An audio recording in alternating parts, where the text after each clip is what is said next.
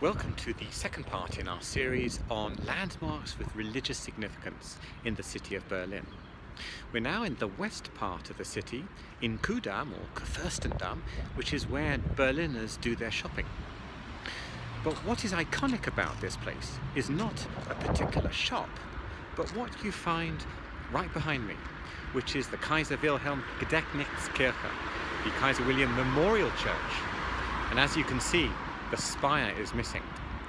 In front of the old building is a new part of the complex, an octagonal building, which is where worship is held.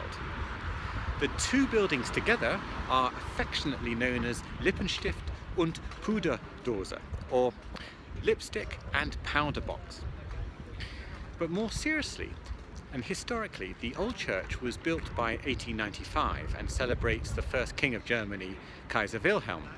In the Second World War, as you might have guessed, the Allies bombed the church and finished it off really in 1945.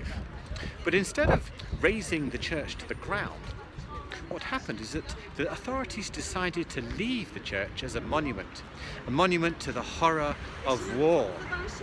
And of course, today it still stands in stark contrast to all the wonderful buildings that you see around it and all the shopping that you can do and all the joy and entertainment there is around. That building is a reminder of the barbarity of war. And on a clear day, that spire looks very jagged, and it's a reminder of that sharpness of conflict. So in this Holy Week, what does it take to maintain peace, both between cities, between countries, and between ourselves? Because peace is very fragile, and Christ is also fragile. And we know in this particular church behind us that there is a cross of nails which was brought from Coventry Cathedral to this place. And those nails came down when the Germans bombed Coventry in 1940. And so it's a great act of reconciliation between the two. So, with Christ in mind, what is it that we can do to bring peace to ourselves and to our neighbours in all places?